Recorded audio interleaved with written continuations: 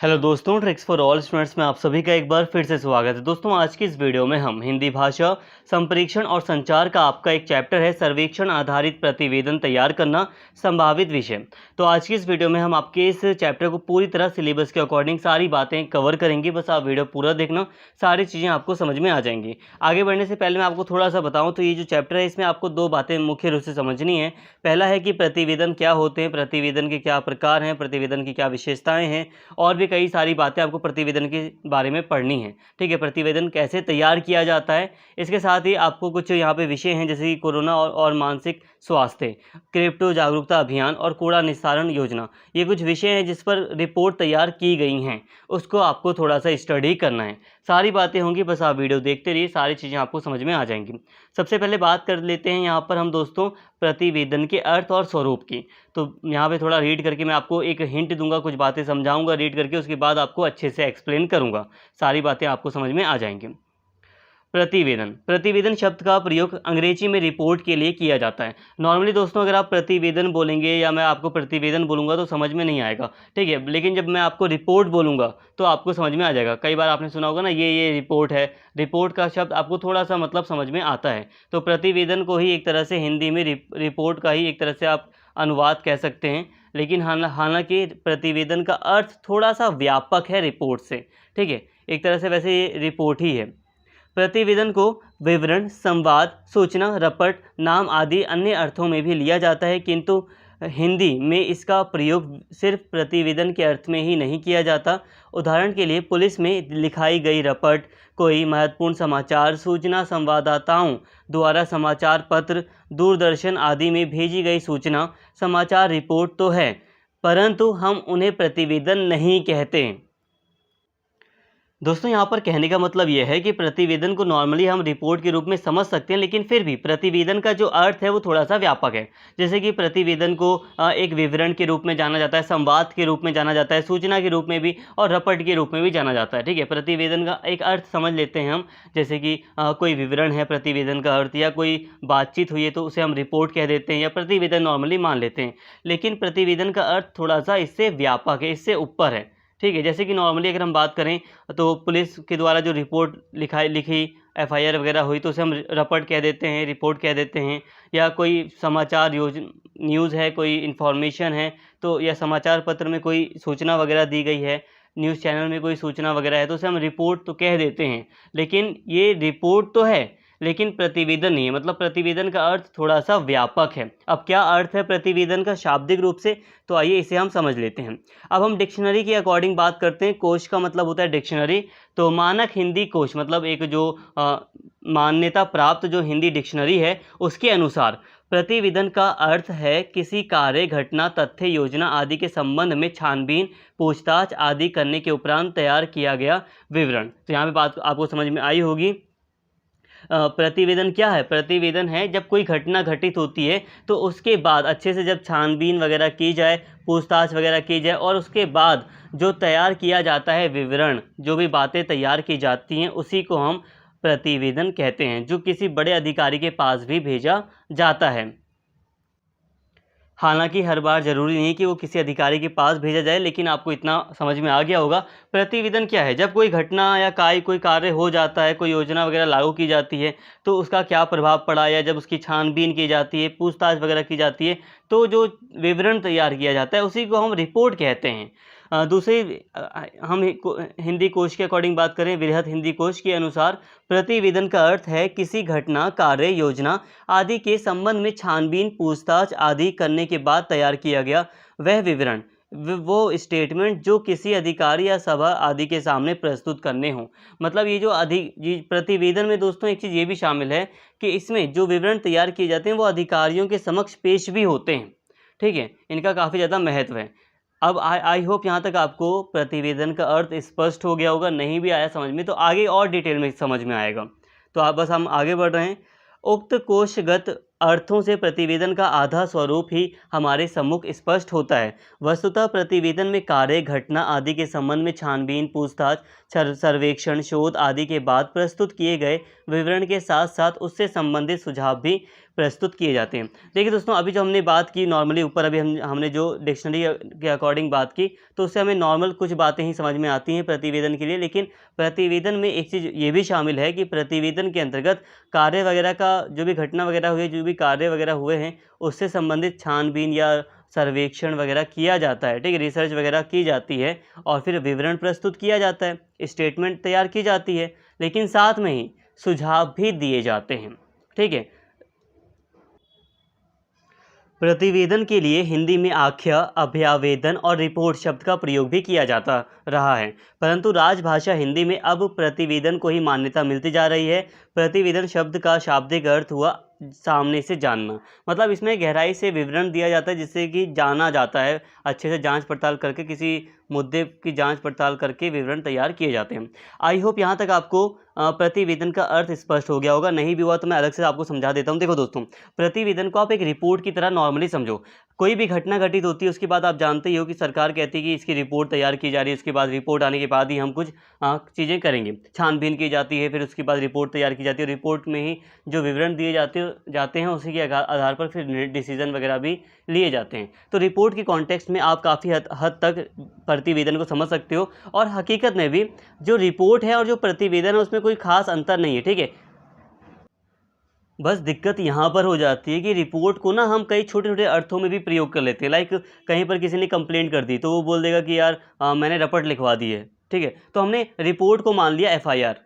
तो यहाँ पे रिपोर्ट का अर्थ ना बहुत छोटे छोटे अर्थों में भी आजकल हम कर लेते हैं, लेकिन हकीकत यह है कि रिपोर्ट और प्रतिवेदन में कोई अंतर नहीं है जब हम पूरी ऑफिशियली बात करते हैं। तो रिपोर्ट के रूप में आप प्रतिवेदन को समझ सकते हो। एक तरह से प्रतिवेदन पूरी तरह एक रिपोर्ट है, और रिपोर्ट का मतलब आपको पता ही है रिपोर्ट क्या होती है। जब हम कोई भी घटना होती है उसकी छानबीन करते हैं, फिर आंकड़े इकट्ठा करते हैं और उन आंकड़ों के हिसाब से हम रिपोर्ट में अपनी, मतलब जो भी घटना घटी है उसकी जानकारी प्रस्तुत करते हैं। ठीक है, इससे हम क्या हो जाता है, पूरा का पूरा किसी घटना को अच्छे तरीके से हम जांच लेते हैं, और क्या सुझाव दिए जा सकते हैं उसको भी ऐड कर लेते हैं, और फिर जो रिपोर्ट है उसको आगे ट्रांसफ़र कर दिया जाता है, न्यूज़ वगैरह में पब्लिश भी कर दिया जाता है। कई बार अधिकारी से संबंधित रिपोर्ट है तो अधिकारी को दे दी जाती है। जैसे कि जो नीचे के अधिकारी हैं, जैसे कि कई बार जो पुलिस अधिकारी हैं, वो अब रिपोर्ट तैयार करते हैं, पूरी कोई भी घटना होती है उसकी रिपोर्ट तैयार करते हैं, फिर बड़े अधिकारी को सौंपते हैं। ठीक है, तो ये सारी चीज़ें प्रतिवेदन ही हैं। प्रतिवेदन का अर्थ आपको स्पष्ट हो गया होगा, एक तरह से ये रिपोर्ट ही है। अब हम बात करते हैं दोस्तों प्रतिवेदन के प्रमुख तत्वों की। धीरे धीरे बातें आपको और भी ज़्यादा स्पष्ट हो जाएंगी। प्रतिवेदन को प्रस्तुत करने के लिए निम्नलिखित तत्वों अथवा अंशों का ध्यान रखना आवश्यक है। इन तत्वों के समायोजन से प्रतिवेदन प्रभावशाली बन जाता है। अब यहाँ पर कुछ तत्व दिए गए हैं प्रतिवेदन के, तो इन्हें समझिए। जैसे कि प्रतिवेदन का प्रथम एवं आवश्यक तत्व है कोई विषय अथवा प्रसंग विशेष। यदि कोई विषय ही नहीं होगा तो प्रतिवेदन का लिखा जाना ही संभव नहीं है। कहने का मतलब ये है कि एक विषय का होना बहुत ज़्यादा आवश्यक है। प्रतिवेदन अगर हमें तैयार करना है तो कोई कार्य या कोई घटना होनी चाहिए जिसके बारे में हमें रिपोर्ट तैयार करनी है। मतलब कोई मुद्दा होना चाहिए, कोई इशू या कुछ भी कोई टॉपिक होना चाहिए जिसके ऊपर हम प्रतिवेदन तैयार कर सकें। प्रतिवेदन के विषय की कोई सीमा नहीं है, यह किसी भी प्रकार का हो सकता है, या कोई घटना, समस्या, आरोप प्रत्यारोप, दंगा फसाद, विवाद, किसी संस्थान की नीति, आय व्यय, नवनिर्माण की योजना, राज्यों का सीमा विवाद। तो कहने का मतलब यह है कि जो प्रतिवेदन है वो किसी भी विषय पर तैयार किया जा सकता है, उसका कोई भी टॉपिक हो सकता है। जैसे कि कोई दंगा फसाद हुआ है, कोई विवाद है किसी इशू को लेकर, या कोई संस्था है जिसकी नीति को लेकर कोई विवाद है, या किसी संस्था की नीति किस तरह से लागू हुई है, क्या प्रभाव पड़ा है, इसके लिए भी रिपोर्ट तैयार की जा सकती है। सरकार का जो आय व्यय है, कंपनी का कोई आय व्यय है, तो इस पर भी रिपोर्ट तैयार की जा सकती है। तो कोई सा भी विषय हो सकता है। राज्यों में जो आपस में विवाद रहता है दो राज्यों के बीच में, जल विवाद है, सरकार की आरक्षण की नीति है, विश्वविद्यालय और कॉलेजों की शुल्क नीति, पुस्तकालय की समस्या, राज्य की कानून व्यवस्था, बिजली पानी की समस्या आदि। तो किसी भी विषय पर प्रतिवेदन तैयार किया जा सकता है। स्पष्ट है कि ऐसा कोई भी विषय जिसके अध्ययन अथवा जांच की आवश्यकता हो प्रतिवेदन का हो सकता है। कहने का मतलब है कि अगर हम बात करें प्रतिवेदन के तत्वों की, तो सबसे पहला आता है कि उसका विषय, उसका एक विषय होना चाहिए। और जब हम बात करें कि विषय किस तरह का हो सकता है, कोई टॉपिक किस तरह का हो सकता है रिपोर्ट के लिए, प्रतिवेदन के लिए, तो टॉपिक किसी भी तरह का हो सकता है। किसी भी टॉपिक को लेकर कोई समस्या है या उसके अध्ययन की आवश्यकता है या ऐसी जांच की आवश्यकता है कि कोई जांच की जानी चाहिए किसी भी टॉपिक को लेकर, तो प्रतिवेदन तैयार, रिपोर्ट तैयार की जा सकती है। इसके साथ ही इसके विपरीत स्थिति भी संभव है, परंतु प्रत्येक स्थिति में नियुक्त व्यक्ति अथवा समिति के सदस्यों का उस विषय का जानकार होना आवश्यक है। विषय के अच्छे जानकार किसी व्यक्ति को समिति का अध्यक्ष बनाया जाता है। एक व्यक्ति सचिव अथवा शेष सदस्य के रूप में कार्य करते हैं। देखिए दोस्तों, ज़्यादातर जो प्रतिवेदन है या जो रिपोर्ट तैयार की जाती हैं, नॉर्मली जब हम ऑफिशियली देखें तो जो प्रतिवेदन है वो थोड़ा ऑफिशियल आ जाता है। रिपोर्ट्स जो ऑफिशियली अगर हम बात करें तो जैसे कि जो समितियां हैं वो रिपोर्ट तैयार करती हैं नॉर्मली। एक व्यक्ति विशेष भी रिपोर्ट तैयार कर सकता है, लेकिन नॉर्मली अगर हम बात करें तो कई सारी समितियां भी रिपोर्ट तैयार करती हैं। जैसे कि आपने संसद के बारे में पढ़ा होगा, तो संसद की अलग अलग समिति है जो अलग अलग विषय को लेकर रिपोर्ट तैयार करती है। कई बार क्या होता है कि जो सुप्रीम कोर्ट है वो एक समिति का गठन कर देता है और काम सौंप देता है कि ये वाली समिति XYZ इस मुद्दे की जाँच करेगी, ठीक है, तो वो अपनी रिपोर्ट तैयार करते हैं। तो यहाँ पर कहा जा रहा है कि जो समिति है या जो व्यक्ति हैं जो कि प्रतिवेदन तैयार कर रहे हैं, वो अच्छे विषय के जानकार होने चाहिए, वो विशेषज्ञ होने चाहिए उस विषय से संबंधित। कहने का मतलब यह है कि एक इंजीनियर को हम पॉलिटिकल का कोई इशू नहीं सौंप सकते रिपोर्ट तैयार करने के लिए, ठीक है। तो यहाँ पे वही बात है कि जानकार व्यक्ति को ही उस संबंधित विषय से संबंधित रिपोर्ट तैयार करने दी जाए, और जो सबसे ज़्यादा अच्छा जानकार व्यक्ति हो उसे, अगर समिति कोई रिपोर्ट तैयार कर रही है तो समिति का अध्यक्ष बनाया जाए। इसके साथ ही प्रतिवेदन हेतु एक समय सीमा अवश्य निश्चित की जाती है। एक ये भी तत्व है दोस्तों कि जो प्रतिवेदन है वो एक समय सीमा के अंदर होना चाहिए। ऐसा ना हो कि समय के बाद हो। यदि ऐसा ना हो तो संभव है कि प्रतिवेदन आने के समय तक उसका महत्व ही समाप्त हो जाएगा। उदाहरण के लिए, बरसात का मौसम बीत जाने के बाद जल निकासी की समस्या के प्रतिवेदन का क्या लाभ? प्रतिवेदक को चाहिए कि पूर्ण प्रयास करके निश्चित अवधि में अपना प्रतिवेदन प्रस्तुत करे। यह अवधि कितनी हो, इस संबंध में कोई नियम संभव नहीं है। यह एक दिन से लेकर 1 वर्ष अथवा अधिक समय भी हो सकती है। अनेक बार प्रतिवेदक मतलब जो प्रतिवेदन दे रहा है, रिपोर्ट तैयार कर रहा है, समय बढ़ाने की मांग भी करते देखे जाते हैं।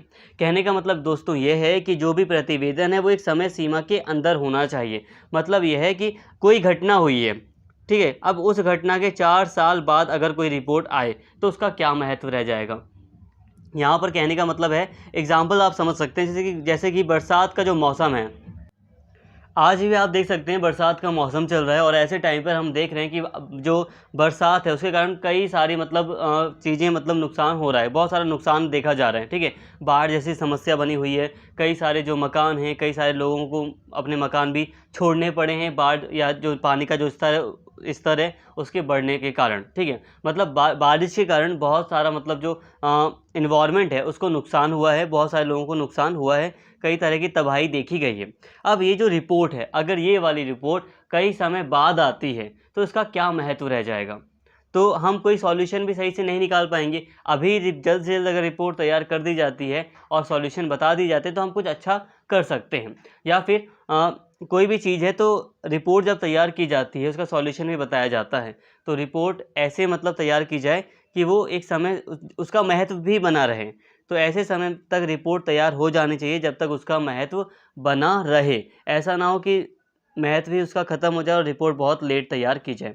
हालांकि ये टॉपिक के ऊपर डिपेंड है, विषय के ऊपर डिपेंड है कि रिपोर्ट कितनी देर में तैयार की जाएगी। अब यहाँ पर देखिए दोस्तों, थोड़े नोट्स लॉन्ग हैं लेकिन आप चाहें तो इसे शॉर्ट में कन्वर्ट कर सकते हैं।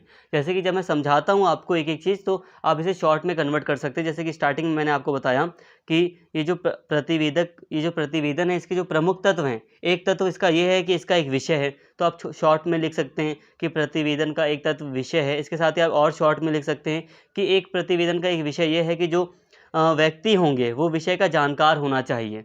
जो समिति या जो व्यक्ति है जो रिपोर्ट तैयार कर रहे हैं उन्हें अपने टॉपिक या विषय से संबंधित जानकारी होनी चाहिए। इसके साथ ही एक समय सीमा में रिपोर्ट तैयार हो जानी चाहिए। ये चीज़ आप लिख सकते हैं। तो शॉर्ट में आप लिख सकते हैं। हालांकि आप इतना लॉन्ग पढ़ रहे हैं तो इसके साथ लॉन्ग पढ़ने का फ़ायदा ये है कि आप जब एग्ज़ाम में बैठेंगे तो सारी चीज़ें आपको याद आती जाएंगी और काफ़ी बेटर तरीके से आप एग्ज़ाम में लिख पाएंगे। आपके लिए लिखने के लिए ज़्यादा होगा, इसीलिए मैंने लॉन्ग नोट्स को यहाँ पर शामिल किया है और सारी बातें आपको समझाई जा सकें, इसीलिए सारी बातें यहाँ पर ऐड की गई हैं। अपना कार्य शुरू करने पर प्रतिवेदक के लिए आवश्यक हो जाता है कि वह यह तत्व संबंधी जानकारी एकत्र करे। इसके लिए उसे कुछ चित्र, दस्तावेज, टैप आदि देखने सुनने पड़ सकते हैं। व्यक्तियों की साक्षी लेनी पड़ सकती है। प्रत्येक स्थिति में आवश्यक है कि यह सामग्री प्रमाण पुष्ट हो। जिन व्यक्तियों को साक्षी के रूप में प्रस्तुत किया जा रहा है वह प्रत्यक्षदर्शी हों और उनका आचरण संदिग्ध ना हो। प्रतिवेदन चाहे किसी सामान्य व्यक्ति से संबंध हो, चाहे उच्च अधिकारी से, यदि पक्ष विपक्ष में प्रस्तुत की जा रही सामग्री प्रमाणिक नहीं है और उसकी उचित जांच नहीं की गई है तो वह प्रतिवेदन में अभिलेख के रूप में प्रस्तुत नहीं की जा सकती और ना ही उसके आधार पर निर्णय लिया जा सकता है। कहने का मतलब दोस्तों ये है कि अपना कार्य शुरू करने से पहले जो प्रतिवेदक है उसे कुछ चीज़ें ध्यान में रखनी है। जैसे कि एक रिपोर्ट तैयार करने वाला जो व्यक्ति है, जो प्रतिवेदक है, उसे पहले अपने विषय से संबंधित जानकारी एकत्र करनी चाहिए। मान लीजिए अगर हम एक बाढ़ के ऊपर, मान लीजिए शिमला में बाढ़ आ रही है, उसके ऊपर हम एक रिपोर्ट तैयार कर रहे हैं, ठीक है, तो हमें पहले उस घटना के बारे में सारी बातें जाननी पड़ेंगी। क्या चीज़ें कैसी हुई, किस दिन से शुरू हुई, सारी चीज़ें हमें एकत्र करनी पड़ेंगी। हमें उस इलाके में जाकर देखना भी पड़ेगा, ठीक है, तो ताकि जो सामग्री है वो प्रमाणिक साबित हो या प्रमाणिक सामग्री हम एकत्र कर पाएँ। तो ऐसे में ये सारी चीज़ें करनी चाहिए। साथ में कुछ लोगों का साक्षी यानी कि इंटरव्यू वगैरह भी लेना चाहिए। जा के लोगों के कुछ जो वहाँ पे जो चश्मदीद थे, जो मतलब जिन्होंने देखा था उस घटना को, या जो जानकार व्यक्ति हैं संबंधित, उनसे भी पूछना चाहिए कुछ बातें, तो उनकी भी साक्षी लेनी चाहिए। तो ये सारी चीज़ें एक प्रतिवेदक को करना चाहिए। साथ में ही जो प्रतिवेदन है वो किसी भी चीज़ से संबंधित हो, अगर वो प्रमाणिक सामग्री का प्रयोग नहीं करता है या फिर रिपोर्ट में एक ऑथेंटिक सामग्री का या ऑथेंटिक मटेरियल का प्रयोग नहीं किया जाता है तो उसको हम सबूत के तौर पर या एक अभिलेख के तौर पर यूज़ नहीं कर सकते। उसका होना ना होना फिर बराबर है। प्रतिवेदन तथ्यों एवं प्रमाणों का पर आधारित होता है। इन तथ्यों, प्रमाणों आदि का क्रम क्या है यह प्रतिवेदक अपने विवेक से तय करता है, परंतु प्रत्येक स्थिति में पहले प्रतिवेदन का विषय, फिर उस संबंध में की गई जांच पड़ताल, प्रतिवेदक का निष्कर्ष और फिर उसका अभिमत, यह क्रम अनिवार्य है। देखिए दोस्तों, आपको मैंने बता दिया कि प्रतिवेदन का एक तत्व ये भी है कि जो प्रतिवेदन है, जो रिपोर्ट है, वो अच्छे फैक्ट, जो सही फैक्ट हैं और जो प्रमाण है, जो ऑथेंटिक सबूत हैं, उसी के ऊपर आधारित होनी चाहिए या होती है आधारित। और साथ में एक क्रम भी होता है, इसका एक सीक्वेंस भी होता है। हालांकि जो क्रम में, जिस क्रम में रिपोर्ट तैयार की जाएगी, ये किसके ऊपर डिपेंड करता है? ये डिपेंड करता है प्रतिवेदक के ऊपर। वो किस क्रम में रिपोर्ट को तैयार करना चाहता है, वो किस जानकारी को आगे रखना चाहता है, किस जानकारी को पीछे रखना चाहता है, ये प्रतिवेदक के ऊपर डिपेंड है। लेकिन कुछ चीज़ें हैं जो कि प्रतिवेदक को क्रम में रखनी ही रखनी है। जैसे कि प्रत्येक स्थिति में पहले जो प्रतिवेदन का जो विषय है और जो जांच पड़ताल है, उससे संबंधित जो भी बातें उसे एक क्रम में ही रखनी पड़ती हैं, ठीक है। ऐसा नहीं कि वो इसे आगे पीछे कर दे, इसे क्रम में रखना पड़ता है कुछ बातें। इसके साथ ही दोस्तों अब हम बात कर रहे हैं प्रतिवेदन लेखन की प्रक्रिया। प्रतिवेदन का क्या अर्थ है, आपको समझ में आ गया। एक रिपोर्ट ही है प्रतिवेदन, कुछ नहीं है, कुछ एक रिपोर्ट है, बस सिंपल सा अर्थ आपको क्लियर हो गया, ठीक है। इसके साथ ही आप बनाकर भी काफ़ी अच्छे से लिख देंगे, इतना आपको पढ़ा दिया। प्रतिवेदन क्या है, इसके ऊपर आपको इतनी जानकारी मिल गई कि आपको काफ़ी जानकारी मतलब हो गई है। अब हम बात करते हैं कि प्रतिवेदन की लेखन प्रक्रिया क्या है, ठीक है। लेखन प्रक्रिया क्या है इसकी, अब हम इसकी बात कर रहे हैं। तो किस तरह से तैयार किया जाता है इसको, आप इसे समझ सकते हैं। हालांकि जो पिछला हमने टॉपिक पढ़ा वो भी थोड़ा ऐसे ही था ना, कि प्रतिवेदन में क्या क्या चीज़ें शामिल होती हैं, क्या तत्व होते हैं उसके, तो मिलता जुलता ही टॉपिक है, लेकिन कई दूसरी बातें आपको इसमें जानने को मिलेंगी। प्रतिवेदन का महत्व अधिक है। भविष्य में कई फैसले प्रतिवेदन को ध्यान में रखकर भी लिए जाते हैं। ऐसे में प्रतिवेदन को पूर्व योजना बनानी पड़ती है, जिसमें निम्नलिखित चरण शामिल हो सकते हैं। अब मैंने यहाँ पे थोड़े चरण लिख दिए हैं, चरणों में कुछ लिख दिया है मैंने बनाकर, बाकी आप चाहे तो इसे कैसे भी लिख सकते हैं, ऐसे कुछ नहीं है कि ऐसे ही लिखना है आपको। अब यहाँ पे देखिए लेखन प्रक्रिया के कुछ चरण हैं, जैसे कि कुछ चीज़ें शामिल होती हैं लेखन प्रक्रिया में अनिवार्य रूप से, जो इस प्रकार दी गई हैं। इसको आप देखो। प्रतिवेदक के लिए आवश्यक है कि वह विषय को भली प्रकार समझ ले। इसके लिए विषय का गहन रूप से अध्ययन करना और उस पर मनन करना आवश्यक है। मतलब पहला पॉइंट ये है कि जो प्रतिवेदक जो रिपोर्ट तैयार कर रहा है, उसे पहले विषय की जानकारी होती है कि वो किस बारे में जानकारी होनी चाहिए कि वो किस बारे में रिपोर्ट तैयार करने जा रहा है। इसके साथ ही विषय को भली भांति समझ लेने के पश्चात तथ्यों का एकत्र करना चाहिए। इस दृष्टि से सभी संबंधित कागज, चित्र, ऑडियो, वीडियो टेप, सूचनाएं, आंकड़े आदि एकत्र कर लेने चाहिए। इनके लिए प्रतिवेदक किसी सहायक की मदद ले सकता है अथवा आवश्यकता पड़ने पर स्वयं भी उस स्थल के निरीक्षण आदि के लिए जा सकता है।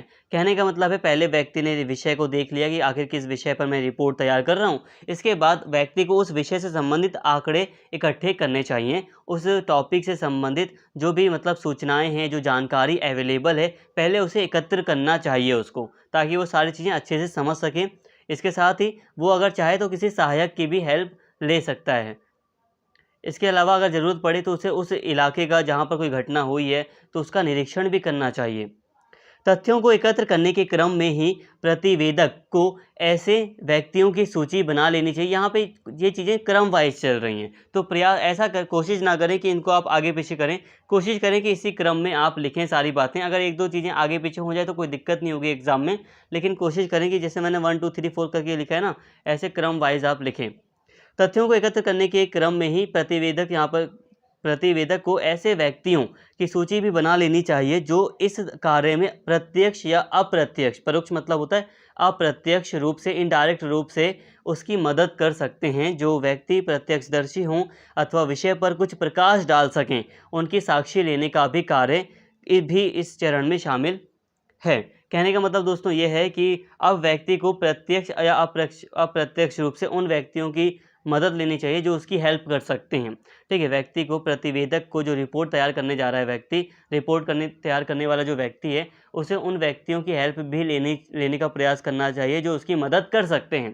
ठीक है, जैसे कि बहुत सारे, मान लीजिए कोई घटना हुई है, ठीक है, हम किसी जैसे कि मान लो कोई पॉलिसी है, ठीक है, सरकार ने कोई पॉलिसी लागू कर दिया, पॉलिसी की क्या प्रभाव पड़े हैं, क्या पॉजिटिव इम्पैक्ट है, क्या नेगेटिव है, इसके लिए सरकार रिपोर्ट तैयार करवा रही है। तो ऐसे में जो व्यक्ति रिपोर्ट तैयार कर रहा है, वो उसे ज़मीनी स्तर पर भी जाकर लोगों से भी पूछना चाहिए कि जब ये नीति लागू की गई थी तो इसका आपके ऊपर क्या प्रभाव पड़ा। जैसे कि नोटबंदी लागू की गई, तो व्यक्तियों से पूछा जा सकता है कि आप पर इसका क्या प्रभाव पड़ा। तो व्यक्ति क्या कर सकते हैं, रिपोर्ट तैयार करने वाले, वो कुछ व्यक्तियों की साक्षी ले सकते हैं। मतलब इंटरव्यू कह लो आप, उनका इंटरव्यू तो नहीं हो गया एक तरह से, लेकिन मतलब कुछ एक तरह से उनसे बातचीत कर सकते हैं। इससे काफ़ी अच्छे से सारी चीज़ें समझ में आएंगी, एक अच्छा निष्कर्ष निकाला जा सकेगा। तथ्य एकत्र करने और साक्षी लेने के बाद प्रतिवेदक को उसी प्रकार के किसी अन्य विषय से संबंधित पुराने प्रतिवेदन संबंधी नियमावली पत्रों आदि को एकत्र कर लेना चाहिए, ताकि निष्कर्ष तक पहुँचने में सुविधा हो और आवश्यकता पड़ने पर उस निष्कर्ष को पूर्व निर्णयों तथा नियमों आदि से पुष्ट किया जा सके। कहने का मतलब यह है कि मान लीजिए रिपोर्ट तैयार की जा रही है, ठीक है, रिपोर्ट XYZ कोई भी टॉपिक है, उसके ऊपर रिपोर्ट तैयार की जा रही है, लेकिन पहले भी इस टॉपिक पर रिपोर्ट तैयार की जा चुकी है। तो पहले व्यक्ति को क्या करना चाहिए, जो पहले वाली जो रिपोर्ट है उसको भी एक बार पढ़ लेना चाहिए, ताकि वो व्यक्ति कई सारी बातें समझ सकें। कहने का मतलब आप समझ लीजिए, जैसे कि मान लीजिए लोकल गवर्नमेंट है, स्थानीय सरकार का विषय है, ठीक है, कि जो लोकल गवर्नेंस है, इसमें हम कैसे सुधार कर सकते हैं, जो स्थानीय लेवल पर जो चुनाव होते हैं उसमें हम कैसे सुधार कर सकते हैं। मान लीजिए कि 1990 में कोई एक रिपोर्ट प्रकाशित हुई थी, ठीक है, अब 2023 में भी अब कोई नई रिपोर्ट तैयार की जा रही है सरकार के द्वारा। तो जो रिपोर्ट तैयार करने वाले व्यक्ति हैं, उनका एक फ़र्ज़ बनता है कि पुरानी जो रिपोर्ट है उस पर भी एक नज़र मार लें कि उन्होंने जो पुराने जिन्होंने रिपोर्ट तैयार की थी, उन्होंने क्या क्या चीज़ें शामिल की हैं इसमें, या इसमें क्या कमियाँ रह गई थी जिसको हम सुधार सकते हैं आगे वाली रिपोर्ट में, या क्या चीज़ें उसमें थी हमारे लिए जो काम आ सकती हैं आज की रिपोर्ट में। तो ये वाली चीज़ भी उन्हें करनी चाहिए। ठीक है, ज़रूरी नहीं है कि सिर्फ वही रिपोर्ट, मतलब सिर्फ वही डिपार्टमेंट रिपोर्ट प्रकाशित कर रहा है। मतलब जैसे कि मान लीजिए किसी कंपनी ने भी अगर कोई रिपोर्ट प्रकाशित की है, तो हम उसका भी उदाहरण ले सकते हैं। इसके पश्चात सभी संग्रहित तथ्यों, प्रमाणों, साक्ष्यों और विश्लेषित कर वर्गीकृत अथवा सारणीबद्ध कर लेना चाहिए। इससे प्रतिवेदक को निष्कर्ष तक पहुंचने में मदद मिलेगी और वह उचित निर्णय ले पाने में सफल होगा। समिति द्वारा प्रतिवेदन की स्थिति में वर्गीकृत सामग्री सभी सदस्यों को अवलोकनार्थ उपलब्ध करानी चाहिए। देखिए दोस्तों, अगर कोई समिति या व्यक्ति रिपोर्ट तैयार कर रहे हैं तो जो उनके पास जो भी आंकड़े हैं, जो भी सूचना है, जो भी उनके पास प्रमाण है, जो भी इंफॉर्मेशन है, उसे उन्हें सारणीबद्ध कर लेना चाहिए। मतलब एक क्रमबद्ध तरीके से रिपोर्ट में सारी जो चीज़ें हैं पहले उसे रख लेना चाहिए कि हाँ, ये सूचना हमें मिली है तो इसको पहले रखते हैं, इसको ये सूचना है। तो क्रमबद्ध रूप से उन्हें पहले अपने पास जो सूचनाएँ मिली हैं उसको सही तरह से अरेंज कर लेना चाहिए। और साथ में अगर कोई समिति रिपोर्ट तैयार कर रही है तो समिति में तो कई सारे सदस्य होते हैं, तो ऐसे में जो भी प्रमाण है, जो भी सूचना है, वो सभी जो भी सामग्री अवेलेबल है रिपोर्ट तैयार करने के लिए, वो सभी सदस्यों को प्रोवाइड की जानी चाहिए कि सभी सदस्य एक बार जो भी सूचना है उसको एक बार देख लें, उसका अवलोकन कर लें।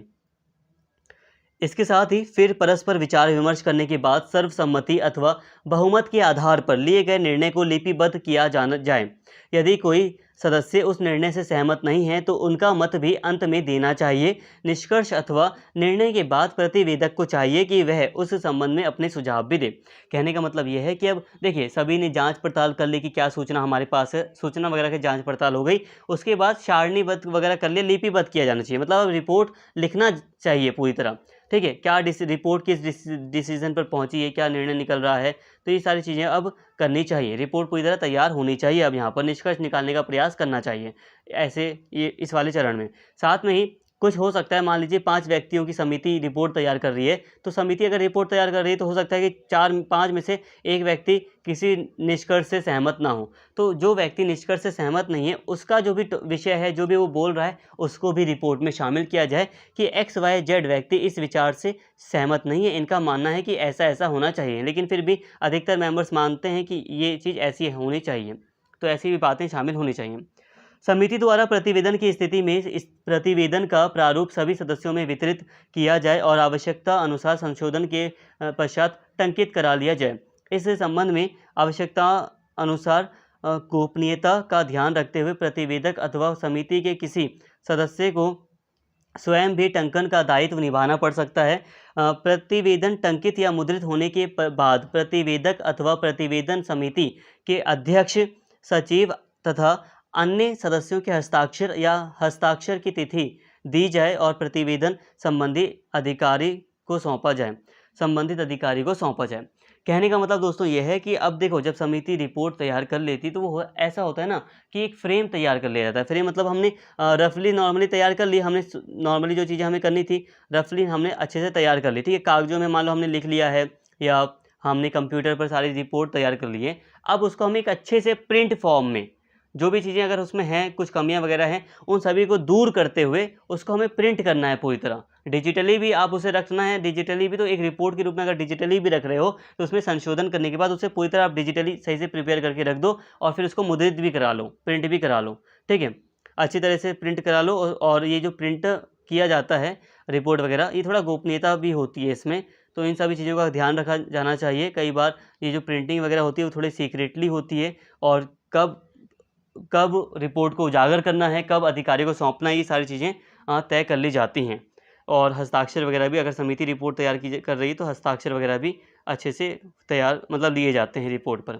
तो ये सारी हमने बात कर ली। किसके कॉन्टेक्स्ट में हमने बात की लेखन प्रक्रिया की। प्रतिवेदन की क्या लेखन प्रक्रिया है, आई होप ये बात आपको समझ में आ गई होगी। दोस्तों अब हम बात करते हैं प्रतिवेदन के प्रकारों की। अब ये प्रतिवेदन के क्या प्रकार हैं तो इसको आप थोड़ा सा समझ लीजिए। देखो, प्रतिवेदन के विषय असंख्य हैं, अतः विषय की यहाँ पर एक बात ध्यान देना, मैं बिना रीड करे भी आपको बता सकता हूँ, लेकिन दिक्कत ये हो जाएगी ना, रीड करने से होता ये है कि ये सारी लाइन आपको पढ़कर जब मैं आपको सुनाता हूँ तो कुछ बातें आपके माइंड में एक्स्ट्रा चली जाती हैं, और जब आप एग्जाम में बैठेंगे तो ये सारी बातें आपको याद आएंगी उस समय, और आपको अगर एक वर्ड भी याद है तो आपको ये सारी बातें याद आएंगी और आप काफ़ी अच्छे से वहाँ पर लिख पाएंगे, ठीक है। अगर मैं आपको शब्दों में बता दूं कि हाँ प्रतिवेदन के ये 2 प्रकार हैं, ये प्रकार हैं, हल्का हल्का बता दूं तो आपको हल्का हल्का याद तो रहेगा, लेकिन ये सारी बातें आप उस समय जब आप बनाने बैठेंगे एग्जाम में तो आपको दिक्कत पैदा होगी, आपको टाइम लगेगा। तो यही मैं एक बार अपनी संतुष्टि के लिए ये बातें मैं बोल रहा था। आई होप आपको मेरी बात समझ में आ रही है। यहाँ पर जो मैं रीडिंग करता हूँ इससे आपकी ही एक हेल्प होती है। देखिए, प्रतिवेदन की मेरी भी हेल्प होती है। प्रतिवेदन के विषय असंख्य हैं, अतः विषय की दृष्टि से प्रतिवेदनों का विभाजन संभव नहीं है। प्रायः प्रतिवेदन या तो किसी व्यक्ति द्वारा तैयार किया जाता है या किसी समिति आयोग द्वारा। महेंद्र चतुर्वेदी ने दो प्रकार के प्रतिवेदनों की चर्चा की है, व्यक्ति विशेष द्वारा तैयार किया गया प्रतिवेदन और समितियों या उप समितियों के द्वारा तैयार किया गया प्रतिवेदन। कुल मिलाकर अगर हम कहें तो दोस्तों देखिए, जो प्रतिवेदन के विषय हैं, प्रतिवेदन के अंदर जो विषय हैं, जो टॉपिक हैं, वो अनलिमिटेड है। ठीक है, आप ये नहीं कह सकते कि 10 टॉपिक हैं और 10 में से 5 टॉपिक पर हम रिपोर्ट इस तरह की तैयार कर पाएंगे और 5 टॉपिक पर हम अलग तरीके की रिपोर्ट तैयार करेंगे। ठीक है, ऐसे नहीं कह सकते आप। ऐसा नहीं कि इसके विषय लिमिटेड हैं, विषय इसके अनलिमिटेड हैं, तो हम विषयों के आधार पर इसके प्रकार में वर्गीकरण इसका नहीं कर सकते, हम इसको क्लासीफाइड नहीं कर सकते। हालांकि जो महेंद्र चतुर्वेदी एक विद्वान है, इन्होंने किस तरह से प्रतिवेदन तैयार किया जाता है इस आधार पर कि एक व्यक्ति के द्वारा प्रतिवेदन तैयार किया जा रहा है या समितियों के द्वारा प्रतिवेदन तैयार किया जा रहा है, इस आधार पर इन्होंने प्रतिवेदन को 2 वर्गों में विभाजित कर दिया है। एक वो प्रतिवेदन जो एक व्यक्ति विशेष द्वारा, या मान लो 1-2 व्यक्ति हैं तो उनके द्वारा रिपोर्ट तैयार की जा रही है, उसको एक व्यक्ति विशेष द्वारा रिपोर्ट माना जाता है, प्रतिवेदन माना जाता है। और समितियों द्वारा जो रिपोर्ट तैयार की जाती है उसके दूसरे प्रकार का प्रतिवेदन मान लिया जाता है। मतलब अगर आप नॉर्मली बात करें तो 2 प्रकार के प्रतिवेदन हैं, एक जो व्यक्ति तैयार करे, एक जो समिति तैयार करे। तो बात यहाँ पे बिल्कुल सिंपल है। जब व्यक्तियों द्वारा, दोस्तों यहाँ पे ज़्यादा समझाने की चीज़ है ही नहीं, सिंपल है। जब एक व्यक्ति के द्वारा रिपोर्ट तैयार की जाती है या 1-2 व्यक्ति नॉर्मली मिलकर रिपोर्ट आपस में तैयार कर रहे हैं, तो आप उसको कहेंगे व्यक्ति द्वारा तैयार की गई रिपोर्ट। ठीक है, व्यक्तियों द्वारा तैयार होने वाला प्रतिवेदन, इस प्रकार के प्रतिवेदन में किसको प्रतिवेदन तैयार करने का दायित्व सौंपा जाता है? इस व्यक्ति का विषय अच्छा जानकार व्यक्ति होना आवश्यक है। मतलब ये कि व्यक्तियों द्वारा जो रिपोर्ट तैयार की जाती है उसमें नॉर्मली यही ध्यान दिया जाता है कि जो XYZ जो भी व्यक्ति है जिसको रिपोर्ट का दायित्व सौंपा जा रहा है वो जानकार व्यक्ति है, वो उस विषय के बारे में ज़्यादा जानकारी रखता है। इसके साथ ही जो दूसरे प्रकार का रिपोर्ट है वो है समितियों द्वारा तैयार किया गया रिपोर्ट। समितियों या उप समितियों द्वारा तैयार होने वाला प्रतिवेदन, इस प्रकार के प्रतिवेदनों के विषय अपेक्षाकृत गंभीर प्रकृति के होते हैं। नॉर्मली देखो, कोई गंभीर प्रकृति का कोई बड़ा टॉपिक होता है ना, उसी के लिए समिति गठित की जाती है कि हाँ ये फलाना जो समिति है XYZ ये रिपोर्ट पेश करेगी। समितियों को रिपोर्ट इसलिए सौंपी जाती है दोस्तों क्योंकि अगर एक व्यक्ति रिपोर्ट तैयार करेगा ना तो कई सारे इशू क्रिएट हो जाते हैं। मान लो संसद है, सुप्रीम कोर्ट है, उनको भी कई बार समितियों की आवश्यकता पड़ती है। वो कई बार कई घटनाओं के लिए वो रिपोर्ट तैयार करवाते हैं। ठीक है, तो अब ऐसे में अगर वो एक व्यक्ति से रिपोर्ट तैयार करवाएंगे तो ऐसा जो रिपोर्ट तैयार करने के बाद जो रिजल्ट आएगा, जो निष्कर्ष निकाला जाएगा, उसमें फिर क्रिटिक किया जाएगा। उसमें कहा जाएगा कि भाई ये जो व्यक्ति है ये तो इस पार्टी से बिलोंग करता है, ये तो बीजेपी का व्यक्ति है, इसने तो बीजेपी पार्टी के पक्ष में ही सारी डिसीजन लेते हुए रिपोर्ट तैयार की है, या ये तो कांग्रेस का व्यक्ति है। तो ऐसे उस पर कई सारे आरोप लगाए जाएंगे। या तो ये कह सकते हैं कि हाँ ये इस विचारधारा का व्यक्ति है, ये इस धर्म का भी व्यक्ति है, इसलिए इसने ऐसी ऐसी बातें कही हैं। तो ऐसे में कई सारी दिक्कत भी पैदा हो जाती है। इसीलिए समितियां बनाई जाती हैं। समितियों में 4, 5, 3, 4 एक से ज़्यादा सदस्य शामिल किए जाते हैं। ऐसे में क्या होता है, कई बार अगर आप संसद को देखोगे तो संसद में कई सारी समितियां बनी हैं जिसमें चाहे सरकार किसी भी पार्टी की हो, लेकिन उस संसद में दूसरी पार्टी के सदस्य भी शामिल होते हैं। जैसे कि मान लो 3 बीजेपी के सांसद होंगे और 2 एक कांग्रेस का हो गया या एक किसी और पार्टी का हो गया। तो इस तरह आप समझ सकते हैं समितियों का अपना एक महत्व होता है और समितियों को गंभीर विषय सौंपे जाते हैं। उसके ऊपर समिति अच्छे से डिसीजन या निष्कर्ष निकालती है। और एक चीज़ ज़्यादा ध्यान देना, एक चीज़ आपको गौर करने वाली बात है, चाहे जितनी भी पॉलिटिकल पार्टी हैं वो आपस में चाहे कितनी ही बहस करें, ऊपर आप मतलब संसद के बाहर आप देखिए कि चाहे कितनी ही बहस करें, संसद के अंदर चाहे कितनी वो बहस करें, एक दूसरे को अपोज करें, लेकिन जब समितियों के अंदर किसी विषय पर बात की जाती है तो वो काफ़ी गहराई से बात होती है और सभी लोग अपनी पार्टी के मुद्दे को थोड़ा साइड रखते हुए उस टॉपिक पर ज़्यादा ध्यान देते हैं। इसीलिए आप देखेंगे कि समितियों की रिपोर्ट पर थोड़ा विश्वास भी किया जाता है। देखो, विश्वास तो किया जाता ही है, मैं कह रहा हूँ ज़्यादा विश्वास किया जाता है। जिन विषयों के संबंध में यह समझा जाता है कि ये एक से अधिक व्यक्तियों के सुविचारित मत की आवश्यकता है, उनके लिए कोई समिति बना दी जाती है। बता ही दिया आपको, एक से अधिक व्यक्ति होने के कारण सामान्यतः इनके द्वारा की गई जांच पड़ताल अधिक सूक्ष्म और गहन होती है। काफ़ी गहराई से जांच पड़ताल की जाती है। कोई मुद्दे ऐसे भी होते हैं जिस पर आपस में बहस भी हो जाती है समितियों के सदस्यों के बीच में, फिर उसको सुलझाया जाता है, फिर सही से निर्णय लिया जाता है। निर्णय अधिक सुविचारित और अभिमत अधिक उपादेय होते हैं, मतलब सही डिसीजन काफ़ी हद तक होते हैं समिति द्वारा जो लिए जाते हैं। इस प्रकार के प्रतिवेदन सर्वेक्षण संबंधी गुण भी रखते हैं। मतलब इस तरह के जो सर्वेक्षण मतलब रिपोर्ट तैयार की जाती है उनके अंदर ऐसे गुण होते हैं जो काफ़ी हद तक सर्वेक्षण पर आधारित होते हैं, मतलब काफ़ी ज़्यादा रिसर्च होती है उसमें। तो ये आई होप ये बातें आपको समझ में आ गई होंगी। अब हम बात करते हैं प्रतिवेदन के विशेषताओं की। देखिए दोस्तों, प्रतिवेदन की जो विशेषताएं हैं वो कुछ इस प्रकार हैं, जैसे कि एक अच्छा प्रतिवेदन प्रमाणिक तथ्यों का संग्रह होना चाहिए।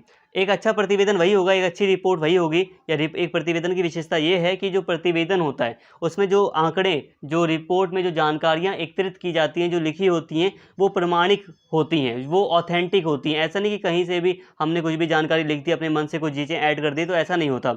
इसके साथ ही वह विषयनिष्ठ होना चाहिए और उसमें अनअपेक्षित सामग्री के लिए कोई स्थान नहीं होना चाहिए। मतलब जिस टॉपिक के लिए प्रतिवेदन तैयार किया जाना है उसी से संबंधित होना चाहिए प्रतिवेदन। ऐसा ना हो कि उसमें अनअपेक्षित जिस चीज़ की आवश्यकता नहीं है उसको भी आप शामिल कर रहे हो, मतलब फालतू चीज़ें नहीं होनी चाहिए। ये एक विशेषता हो गई। इसके साथ ही प्रतिवेदक को व्यवस्थित, राग द्वेष से दूर रहकर विषय का विश्लेषण एवं निष्कर्ष प्रस्तुत करना चाहिए। मतलब यह है कि जो व्यक्ति रिपोर्ट तैयार कर रहा है या जिन व्यक्तियों के द्वारा रिपोर्ट तैयार की जा रही है, उन्हें आपस में या किसी विषय को लेकर अपने अंदर पहले से कोई धारणा नहीं बनानी, या कोई दुश्मनी वगैरह की जो भावना है वो होनी ही नहीं चाहिए। किसी भी विषय को लेकर एक व्यक्ति को बिल्कुल निष्पक्ष रूप से निष्कर्ष निकालने चाहिए और विश्लेषण करना चाहिए। प्रतिवेदन के विषय की विशेषज्ञता और तार्किकता स्पष्ट झलकनी चाहिए। कहने का मतलब है जो प्रतिवेदन तैयार करने वाले जो व्यक्ति हैं वो विशेषज्ञ होने चाहिए, उनके अंदर तर्क वितर्क करने की क्षमता होनी चाहिए, वो ज्ञानी व्यक्ति होने चाहिए। ऐसा नहीं कि आप समिति में उन व्यक्तियों को शामिल कर रहे हो जिसे विषय के बारे में कोई जानकारी ही नहीं है। समिति के प्रतिवेदन की स्थिति में समिति के सदस्यों द्वारा किए गए तर्क वितर्क तथा बहस के बिंदुओं की ओर भी स्पष्ट संकेत करना चाहिए। साथ में जो रिपोर्ट तैयार की जाती है, जो प्रतिवेदन है, उसमें हम ये बात भी ऐड कर सकते हैं या हमें करना चाहिए, जो भी बहस हुई थी रिपोर्ट तैयार करने के दौरान या जो असहमति थी उसको भी हम ऐड कर सकते हैं। जिन मुद्दों पर असहमति थी उसको भी रिपोर्ट में ऐड किया जाना चाहिए। आप कई बार पढ़ेंगे, जब हम कॉन्स्टिट्यूशन की बात करते हैं, भारतीय संविधान को जब हम समझते हैं, फॉर्मेशन ऑफ इंडियन कॉन्स्टिट्यूशन, तो हम उस समय कई सारी डिबेट को आज के टाइम पर पढ़ते हैं। डिबेट क्यों पढ़ते हैं हम? हाँ, डिबेट तो पढ़ने का कोई मतलब यहाँ पर लॉजिक ही नहीं है एक तरह से देखा जाए, क्योंकि डिबेट वगैरह हो गई और डिबेट के बाद ही तो कॉन्स्टिट्यूशन तैयार किया गया। तो हमें तो कॉन्स्टिट्यूशन पर ही मेन फोकस करना चाहिए। हम डिबेट पर आज हम फोकस क्यों कर रहे हैं? हम फोकस इसलिए करते हैं क्योंकि डिबेट से हमें कई नए आइडियाज़ भी मिल जाते हैं, कि हमें पता चलता है कि डिबेट के दौरान कई सारे ओपोजिशन में जो व्यक्ति थे उन्होंने ये बातें भी कही थी और उनकी उस समय ये बातें भी ठीक थी और आज भी हम उसका कुछ यूज़ कर सकते हैं। तो डिबेट भी यूज़ में होनी चाहिए, मतलब डिबेट भी आपको लिखनी चाहिए। तो यहाँ तक दोस्तों आई होप प्रतिवेदन की विशेषताएं आपको समझ में आ गई। बाकी एक तरह से सिंपल सा बताऊं तो प्रतिवेदन के बारे में आपने इतना कुछ पढ़ लिया है कि आप और भी जो विशेषताएं हैं वो आप अपनी बनाकर भी ऐड कर सकते हैं। वैसे तो इतनी इनफ है, लेकिन खुद भी आप ऐड कर देंगे बनाकर। सिंपल सी बात है। विशेषता का मतलब क्या होता है कि प्रतिवेदन क्या है, मतलब उसमें क्या गुण है, क्या चीज़ें होती हैं, क्या चीज़ें नहीं होती। तो बहुत सारी चीज़ें आपको मैंने पढ़ा दी, उसको आप प्रतिवेदन की विशेषताओं में भी लिख सकते हैं। आई होप यहाँ तक आपको सारी बातें समझ में आ गई होंगी। अब दोस्तों यहाँ पर हमें बात समझनी है, जैसे कि यहाँ पर आप देखिए सर्वेक्षण आधारित प्रतिवेदन के उदाहरण।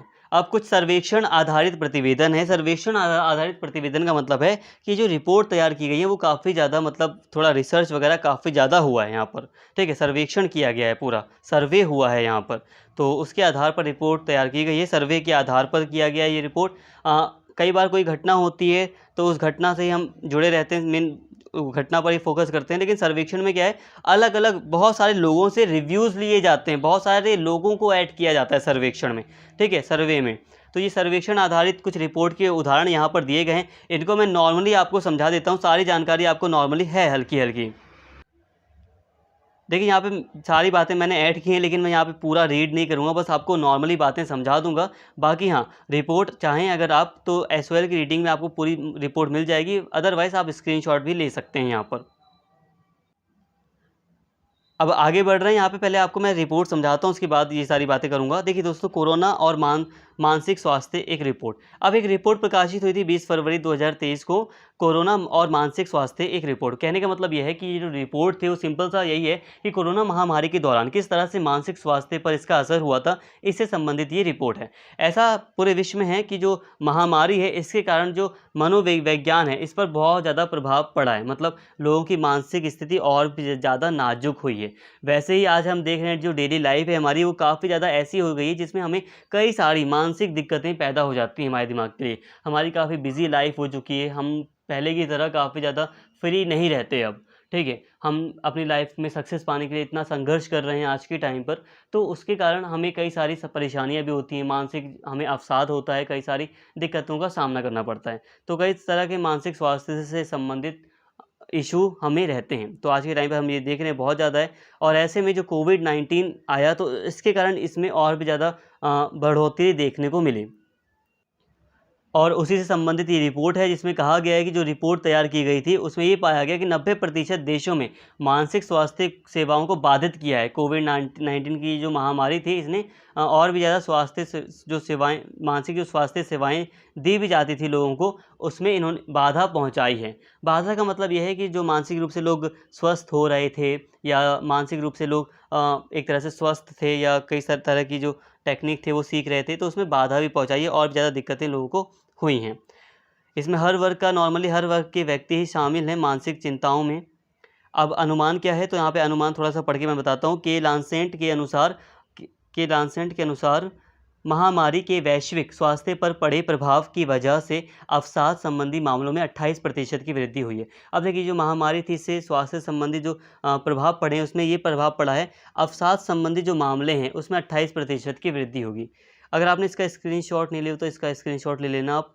और अनुमान की मैं बात करूं दोस्तों, तो अनुमान में यही कहा गया है, एक विद्वान है इनके द्वारा, कि अवसाद संबंधी जो मामले हैं उसमें 28% की वृद्धि हुई है। मतलब जो मानसिक बीमारियां हैं, जो मानसिक तकलीफ़ें हैं, जो चिंताएं हैं वो बढ़ा है, ठीक है। व्यक्तियों में कुछ कमियां आई हैं, और स्पेशली जो जबकि चिंता को लेकर होने वाली, अब चिंता करने के कारण जो प्रभाव पड़ा है, नॉर्मली देखा जाए तो अवसाद संबंधी जो मामले 28% बढ़ गए हैं, लेकिन अब इसका जो प्रभाव हुआ है, इसका जो चिंता से संबंधित जो प्रभाव पड़ा है, अब उसके कारण 26% की परेशानियां बढ़ गई हैं। मतलब चिंता से संबंधित जो परेशानियां होती हैं उसमें 26% का इजाफा हुआ है, मतलब बढ़ी हैं वो। इसके साथ ही 2000 एक अनुमान के हिसाब से अगर देखें तो वैश्विक अर्थव्यवस्था में मनोवैज्ञानिक स्वास्थ्य पर होने वाला खर्च 2030 तक 6 ट्रिलियन अमेरिकी डॉलर हो जाएगा, जो अपने आप में बहुत ज़्यादा है।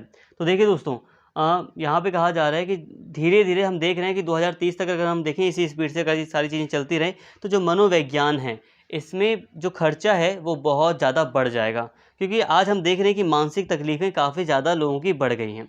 हालांकि यहाँ पे एक चीज़ देखिए दोस्तों, यहाँ पे कहा गया है कि 5 अमेरिकी डॉलर का रिटर्न देता है। यहाँ पे देखो कहा गया है कि अवसाद और चिंता के लिए साक्ष्य आधारित देखभाल में निवेश किया गया प्रत्येक डॉलर बेहतर स्वास्थ्य और उत्पादकता में 5 अमेरिकी डॉलर का रिटर्न देता है। कहने का मतलब दोस्तों ये है कि अगर हम अपनी मानसिक स्वास्थ्य में $1 का इन्वेस्टमेंट करते हैं तो उससे हमें $5 का फ़ायदा होता है। अब ये कैसे होता है? देखिए, अगर हम इन्वेस्टमेंट नहीं करेंगे, अगर हम मानसिक रूप से प्रिपेयर नहीं होंगे अपने आप या मानसिक रूप से अपने जो दिक्कतें हैं उसको दूर करने का प्रयास नहीं करेंगे, अपने आप को स्वस्थ नहीं रखेंगे, तो ऐसे में हमारी जो बीमारी है, मानसिक जो बीमारी है वो और ज़्यादा बढ़ेगी, और ज़्यादा हमें दिक्कतें होंगी और हमारा इलाज का खर्च और ज़्यादा आएगा। तो इसीलिए यहाँ पे कहा गया कि हम अगर $1 इन्वेस्ट करें तो $5 का हमें फ़ायदा भी एक तरह से होता है। लेकिन आप देख सकते हैं किस तरह से खर्चा जो है मानसिक चीज़ों पर काफ़ी ज़्यादा मानसिक स्वास्थ्य के लिए बढ़ा है, ठीक है। नॉर्मली जो फैमिली है वो रिटर्न की ओर ध्यान नहीं देंगी, वो तो यही देखेंगे कि खर्चा बढ़ा है, तो जो जाहिर सी बात है, जो साफ तौर पर दिखाई दे रहा है। अब इसका व्यापक प्रभाव पड़ा है। प्रभाव क्या पड़ा है कि देखिए महामारी के कारण कई सारी दिक्कतें पैदा हो गई हैं। भय हुआ है, अलगाव की भावना, जीवन में अलगाव की भावना पैदा हुई है, आय की हानि हुई है, ठीक है। लोगों की इनकम कम हो गई है कई सारे लोगों की, और कई सारे लोगों की नौकरियां भी चली गई हैं, ऐसी भी दिक्कतें आई थी। अब धीरे धीरे वैसे लाइफ सही हो रही है, पटरी पर आ रही लाइन, लेकिन फिर भी कई सारी मानसिक स्वास्थ्य से संबंधित कई सारी चीज़ें दिक्कतें यहाँ पे फेस करनी पड़ी हैं, जिसके कारण अब मानसिक स्वास्थ्य सेवाओं की भी मांग प्रमुखता से बढ़ गई है। इसके साथ ही विभिन्न समाजों में महामारी के परिणामस्वरूप सामाजिक अलगाव और आर्थिक संकट के कारण मानसिक स्वास्थ्य की पीड़ा बढ़ गई है, और भय, मृत्यु, परिजनों को खोने, नौकरी गंवाने या जीवन यापन का रास्ता बंद होने और सामाजिक तौर पर अलगाव तथा अपनों के बिछड़ने या दूर जाने की वजह से लोगों की चिंता और अवसाद, अलगाव और उदासी में वृद्धि देखी गई है। तो ये जो विषय है इसमें वृद्धि देखी गई है। इसके साथ ही जिन लोगों को पहले से ही मानसिक बीमारी है या मादक पदार्थों का सेवन करने की वजह से उनको मानसिक विकार ने जकड़ लिया है, उनको कोविड-19 से संक्रमित होने की संभावनाएं ज़्यादा हैं। इसी कारण ऐसे लोगों पर विपरीत मानसिक और मनोवैज्ञानिक प्रभाव पड़ने की भी आशंका है। दुर्भाग्यवश मध्यम से न्यूनतम आय वाले देशों में मानसिक बीमारियों से जूझने वाले 75 से 80% नागरिकों को आवश्यक सहायता कभी नहीं मिल पाई। कहने का मतलब दोस्तों यह है कि अब लोगों के मन में और भी ज़्यादा डर बैठ गया है, कई सारे लोगों के मन में। हालांकि अब तो लाइन ठीक हो गई है, लेकिन अब जो रिसर्च किया गया है इसमें, तो इससे यही पता चला कि मानसिक जो स्वास्थ्य है इस पर एक बहुत बड़ा नकारात्मक प्रभाव इस महामारी का पड़ा था। और सबसे बड़ी जो बेकार बात यह है, जो विकासशील देश हैं, जो गरीब देश हैं, वहाँ पर मैक्सिमम जो लोग हैं 80 से 75% जो लोग हैं, उनकी जो मानसिक बीमारियाँ हैं इसे दूर करने के लिए उनकी कोई ख़ास सहायता नहीं की गई है। इसके साथ ही मानसिक स्वास्थ्य सेवा में निवेश। World federation for mental health के अध्यक्ष एंग्रिड डेलियस ने 2020 में कहा था कि मानसिक स्वास्थ्य सेवाओं पर पहले से भी भारी बोझ है। ऐसे में अब कोविड-19 महामारी के कारण मानसिक स्वास्थ्य की ज़रूरतों में असाधारण वृद्धि, इससे प्रभावित हर महाद्वीप के अनेक देशों में पहले से ही पैसों और संसाधनों की कमी का सामना कर रही मानसिक स्वास्थ्य सेवाओं को बुरी तरह प्रभावित कर रही हैं। देखिए दोस्तों, सिंपल सी बात है यहाँ पे यही है कि एक मेंटल हेल्थ के जो अध्यक्ष हैं, world federation for mental health के जो अध्यक्ष हैं, उन्होंने साफ तौर पर कहा था कि पहले से ही मानसिक जो स्वास्थ्य हैं इस पर बहुत ज़्यादा खर्च होता है या इसका एक भारी बोझ है लोगों के ऊपर। ठीक है, स्पेशली अगर हम गरीब देशों की बात करें तो वहाँ पर ये बोझ बहुत ज़्यादा बढ़ जाता है या बहुत ज़्यादा महंगा पड़ता है। और जब ये जो महामारी आई है इसके कारण ये जो बोझ है वो और ज़्यादा बढ़ गया है। अतः अब वैश्विक नेताओं को चाहिए कि वे इसकी ज़रूरत को प्राथमिक बनाकर यह सुनिश्चित करें कि गुणवत्तापूर्ण मानसिक स्वास्थ्य सहयोग प्रत्येक के लिए हर जगह आसानी से उपलब्ध कराया जाए। मतलब यही है कि यही कहने का प्रयास किया जा रहा है यहाँ पर कि जो वैश्विक नेता हैं, ठीक है, उनका ये प्रयास होना चाहिए कि वो मानसिक स्वास्थ्य को दूर करने का प्रयास करें। 80 वर्षों में चिंता, अवसाद और आत्महत्या को संबोधित करने वाले स्कूल आधारित हस्तक्षेपों में निवेश किए गए प्रत्येक एक अमेरिकी डॉलर ने एक अच्छा रिटर्न दिया है। मतलब स्कूल वगैरह में जो पैसा लगाया गया है लोगों को या बच्चों को, जो शिक्षा दी गई है जिसमें उनकी मानसिक हेल्थ को, मेंटल हेल्थ को प्रिपेयर करने का प्रयास किया गया, अच्छा करने का प्रयास किया, तो इसका अच्छा रिजल्ट भी आया है। इसके साथ ही दोस्तों यहाँ पर यही कहा जा रहा है कि देखिए आज अगर हम बात करें तो दुनिया भर में जो मानसिक स्वास्थ्य सेवाएं हैं उस पर बहुत ज़्यादा जो खर्च है वो बहुत कम होता है। खर्च करना बहुत ज़्यादा है लेकिन खर्च बहुत कम किया जाता है। बहुत सारे जो देश हैं उनका जो सार्वजनिक स्वास्थ्य बजट है वो 2% से भी कम है। ठीक है, और मानसिक स्वास्थ्य पर खर्च करते हुए अपने नागरिकों की ज़रूरतों को पूरा करने में परेशानियों का सामना कर रहे थे। दुनिया के कुछ गरीब देशों में तो सरकार किसी व्यक्ति की मानसिक स्थिति का उपचार करने पर एक अमेरिकी डॉलर से भी कम पैसा खर्च कर रही है। यहाँ उल्लेखनीय है कि मानसिक बीमारी के इलाज में आने वाले खर्च के मुकाबले नकारात्मक लाभदायक परिणाम या निष्क्रियता की कीमत ज़्यादा होती है। कहने का मतलब ये है कि अगर मानसिक स्वास्थ्य पर ध्यान नहीं भी दिया जाता तो इससे भी आगे चलकर और भी ज़्यादा नुकसान होता है और भी ज़्यादा खर्च बढ़ता ही है। तो कुल मिलाकर कहा जाए तो बहुत कम खर्च किया जा रहा है मानसिक स्वास्थ्य को लेकर, मानसिक स्वास्थ्य सेवाओं को लेकर। और आज हम देख रहे हैं विश्व में कि ये जो मानसिक स्वास्थ्य है इसमें कई सारे ये काफ़ी ज़्यादा बढ़ गया है। ये जो एक बहुत बड़ा मुद्दा भी बन रहा है ये, और मानसिक स्वास्थ्य से संबंधित जो चिंताएं हैं वो बढ़ी हैं विश्व में। इसकी ओर हमें ध्यान देने की आवश्यकता है। और ये जो महामारी से संबंधित ये जो रिपोर्ट है इसमें यही देखा जा रहा है कि मानसिक जो स्वास्थ्य पर ये जो रिपोर्ट तैयार की गई है इसके माध्यम से यही देखा जा रहा है कि महामारी के कारण और भी ज़्यादा चिंता बढ़ गई है। भारत की क्या स्थिति है तो इसको मैं जल्दी से बता देता हूँ। विकासशील देशों में महिला सशक्तिकरण की कमी, निर्णय लेने की अक्षमता से इनकार और घरेलू हिंसा के बीच खराब मानसिक स्वास्थ्य स्थितियों में एक बड़ी भूमिका निभाते हैं। देखिए दोस्तों, अगर हम भारत की बात करें तो भारत भी एक विकासशील देश है और भारत में भी हम देखते हैं महिला सशक्तिकरण की कमी है, निर्णय लेने की अक्षमता क्षमता से इनकार, महिलाओं को ज़्यादातर निर्णय लेने में शामिल नहीं किया जाता, घरेलू हिंसा वगैरह होती है। तो ऐसे में जो मानसिक स्वास्थ्य है इस पर बहुत ज़्यादा प्रभाव पड़ता है। डोमेस्टिक वायलेंस एक बहुत बड़ा इशू है, ठीक है। तो बहुत ज़्यादा मानसिक प्रभाव पड़ता है। महिलाओं के मानसिक स्वास्थ्य स्थितियों की व्यापकता में दशकों से कोई परिवर्तन नहीं आया। जो महिलाओं की जो मानसिक स्वास्थ्य है इस पर कोई दशकों से अगर हम बात करें तो कई दशकों से, सालों से कोई परिवर्तन नहीं आया, कुछ सुधार नहीं हुआ है। कोविड की महामारी ने मानसिक स्वास्थ्य देखभाल की आवश्यकता और भी बढ़ा दी है। अब और भी ज़्यादा ज़रूरत बढ़ गई है कि हम मानसिक स्वास्थ्य पर ध्यान दें, मानसिक स्वास्थ्य देखभाल को बढ़ाएं।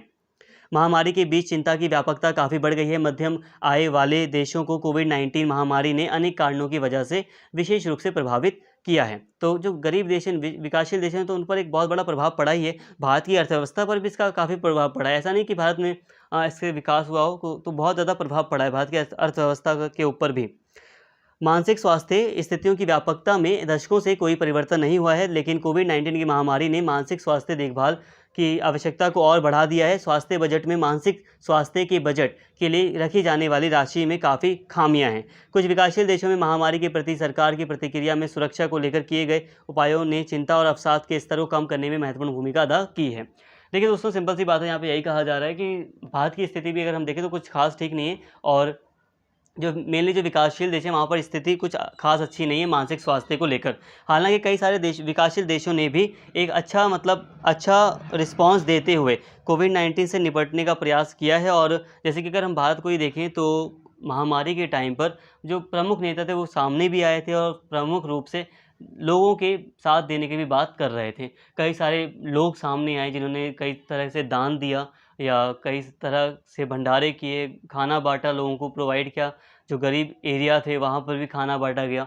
तो बहुत सारे लोग निकल कर सामने आए, और भारत की मैं बात कर रहा हूँ स्पेशली, तो एकजुट होकर देश ने इस महामारी का सामना भी किया, ठीक है। लेकिन साथ में जो मानसिक जो स्वास्थ्य है इस पर हमें ध्यान देने की ज़रूरत है, इसमें काफ़ी ज़्यादा खामियां हैं।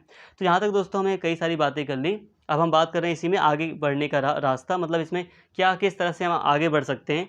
तो कुल मिलाकर यही बात हो रही है कि जो WHO है, विश्व स्वास्थ्य संगठन है, वो यही कह रहा है कि यहाँ पर अब हमें मानसिक स्वास्थ्य पर खर्च को बढ़ाना चाहिए। जो संसाधन है किसी भी देश के पास, उसे अब अपने देश को स्वस्थ रखने पर ध्यान देना चाहिए। उसे सही से मानसिक स्वास्थ्य देखभाल की व्यवस्था करने का प्रयास करना चाहिए। यही है आगे की राह। तो कुल मिलाकर कहा जाए तो यहाँ पर हमने कोरोना और मानसिक स्वास्थ्य जो एक रिपोर्ट है इसको हमने देख लिया, एक उदाहरण को हमने देख लिया, 2 उदाहरण अभी बचे हैं, एक उदाहरण को हमने देख लिया। अब मैंने काफ़ी जल्दी इसको समझाया, एक्चुअली ज़्यादा रीड करूँगा तो ठीक नहीं रहेगा। इतना मेनली जो मेन बात थी आपको समझा दी गई है। अगर आप पढ़ना चाहें इसको डिटेल में तो खुद भी एक बार पढ़ लेना आप, और इसको स्पेशली याद भी कर सकते हो, इंपॉर्टेंट है ये, इसको आप याद कर लो, बेटर रहेगा। जैसे कि 3 रिपोर्ट आपको अभी उदाहरण में पढ़नी है, तो एक आध रिपोर्ट अगर आप पढ़ भी लेते हो, याद कर लेते हो थोड़ा, तो ठीक रहेगा। और अगर आप पढ़ना चाहो तो SQL की रीडिंग में भी ये रिपोर्ट दी गई है, आप वहाँ से भी अच्छे से पढ़ सकते हो। यहाँ पे मैं बस समझा रहा हूँ मेनली, और एक बार रीड बस मैं इसलिए करता हूँ ताकि आपको थोड़ी जानकारी मिल जाए। और वीडियो काफ़ी बड़ी हो रही है तो जल्दी ही इसे ख़त्म करना है और अच्छे से समझाना भी है। तो यहाँ पे देखिए दोस्तों, क्रिप्टो जागरूकता अभियान, अब ये दूसरी रिपोर्ट है तो इसके बारे में मैं बता देता हूँ। देखो दोस्तों, क्रिप्टो है क्या? पहली बात, क्रिप्टो एक आप कह लो डिजिटल करेंसी के रूप में आप इसे कह सकते हो। डिजिटल करेंसी अलग है, लेकिन हाँ, क्रिप्टो एक कॉइन की, मतलब आप सैम्बल देखोगे तो कॉइन की तरह आपको सैम्बल दिखाई देगा, लेकिन हाँ, ये आपके हाथ में नहीं है, ये एक आभासी मुद्रा है, ठीक है। आपके हाथ में ये नहीं आएगी, हाँ, ओके। और ये डिजिटली माध्यम से कोई भी देश, मतलब ये पूरे विश्व में फैला हुआ है, क्रिप्टो करेंसी पूरे विश्व में ही फैली हुई है। कोई भी व्यक्ति कहीं से भी इसे खरीद सकता है या कुछ भी इससे कर सकता है। हालांकि कई सारे देशों में इस पर बैन है, लेकिन मैक्सिमम टाइम लोग, चाहे बैन हो या ना हो, लोग इसका यूज़ कर ही रहे हैं। और मैं भारत की बात बताऊं तो भारत में देखो, भारतीय जो सरकार है वो कह रही है कि क्रिप्टो को हम बैन करेंगे या प्रतिबंध लगाना चाहिए क्रिप्टो करेंसी पर, जो कि सही भी है, लेकिन काफ़ी हद तक सरकार इस मुद्दे पर स्पष्ट नहीं है। सरकार ने अभी स्पष्ट रूप से नहीं कहा है कि क्रिप्टो करेंसी पर हम बैन कर रहे हैं। हालांकि कई सारे छोटे छोटे जो अलग अलग तरीके से कानूनी प्रावधान है, थोड़े बहुत प्रतिबंध लगाने का प्रयास है, लेकिन स्पष्ट रूप से कोई कानून नहीं बनाया गया है इसके लिए भारत में। तो भारत में भी ये काफ़ी ज़्यादा देखा जा रहा है, क्रिप्टो करेंसी का भारत में भी यूज़ हो रहा है, और कई तरह से इससे फ्रॉड वगैरह भी होता है। तो इसी के लिए एक जागरूकता अभियान के तहत एक रिपोर्ट तैयार की गई थी क्रिप्टो के बारे में, तो इसे इस समय प्रकाशित किया गया था और ये वही रिपोर्ट है, ठीक है। भारत ने क्या किया, निवेशक शिक्षा सुरक्षा कोष भी तैयार किया है। एक आप ये समझ सकते हैं कि इसके लिए एक प्राधिकरण भारत ने तैयार किया है, ताकि जो निवेश कर रहे हैं उनको एक सुरक्षा भी मिल सके, या जो ट्रांसपेरेंसी है वो आ सके। उसके लिए भारत ने कार्यक्रम बनाया है। क्या कार्यक्रम है? आउटरीच कार्यक्रम, यही है आउटरीच कार्यक्रम। ठीक है, आउटरीच कार्यक्रम मुख्य रूप से दोस्तों ये कार्यक्रम संभावित निवेशकों को कोई भी निर्णय लेने से पहले खुद को पूरी तरह से शिक्षित करने में मदद करेगा, क्योंकि क्रिप्टो करेंसी निवेश एक जटिल और जोखिम भरा प्रयास है। मतलब ये जो कार्यक्रम है, आउटरीच कार्यक्रम चलाया गया है क्रिप्टो करेंसी जागरूकता के अंतर्गत, जिसका मुख्य लक्ष्य यही है कि जो निवेशक हैं उनको थोड़ा जागरूक बनाया जा सके, उनको बताया जा सके कि आप अगर इन्वेस्टमेंट कर रहे हैं तो ध्यान से कीजिए। अगर आपको नॉलेज नहीं है तो आप इसमें बिल्कुल मत आइए। या कई सारी दूसरी सहायता करने का प्रयास किया गया है, जागरूकता फैलाने का प्रयास किया गया है। इसके साथ ही इसी में शामिल है निवेशक शिक्षा और सुरक्षा कोष। अब ये क्या है? तो देखिए, ये इसका प्रबंधन, ये कोष एक तरह से इसका प्रबंधन प्राधिकरण द्वारा किया जाता है, जिसे वर्ष 2016 में कंपनी अधिनियम 2013 में एक अधिनियम बनाया गया था। उसके तहत इसको 2016 में स्थापित किया गया। प्राधिकरण को EIPF के प्रशासन की जिम्मेदारी सौंपी गई है। एक प्राधिकरण बनाया गया है, एक संस्था बनाई गई है जिसकी जो निवेशक शिक्षा और सुरक्षा कोष को संभालती है।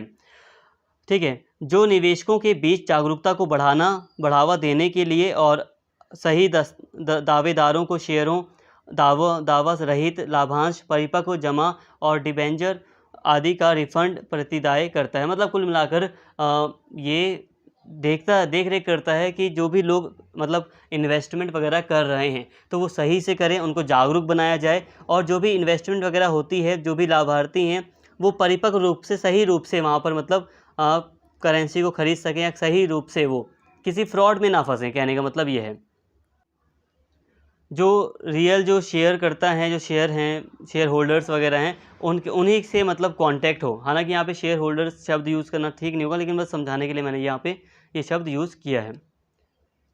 तो कुल मिलाकर जागरूकता ही फैलाना यहाँ पर है। इसके साथ ही क्रिप्टो करेंसी के संदर्भ में चिंताएं। अब क्रिप्टो करेंसी के संदर्भ में दोस्तों कई सारी चिंताएं हैं, आप डिटेल में पढ़ सकते हैं। नॉर्मली मैं आपको बताऊं तो देखिए, क्रिप्टो करेंसी के द्वारा क्या होता है कि क्रिप्टो करेंसी का मतलब कोई रिकॉर्ड नहीं कि आखिर ये किसकी है, पर्सनली स्पष्ट कोई ट्रांसपेरेंसी इसमें आपको नहीं दिखाई देगी। ठीक है, आप किसके पास कितना है क्रिप्टो करेंसी, ये भी डाउट रहता है, स्पष्ट नहीं होता।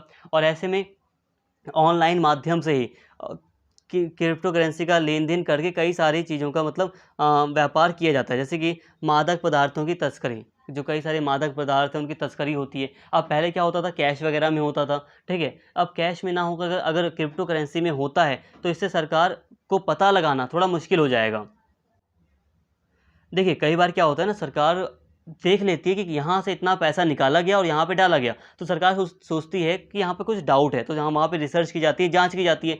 लेकिन क्रिप्टो करेंसी में ट्रांसपेरेंसी ना होने के कारण पैसों का लेन देन बहुत आसानी से हो जाता है, जिस कारण से सरकार को काफ़ी डिफ़िकल्टी होती है। तो हालांकि ऐसा देखा जा रहा है, ऐसी उम्मीद भी की जाती है कि कई सारी तरह से इस क्रिप्टो करेंसी का एक गलत वे में, अवैध तरीके से यूज़ किया जा सकता है। तो ये इसकी चिंताएं हैं।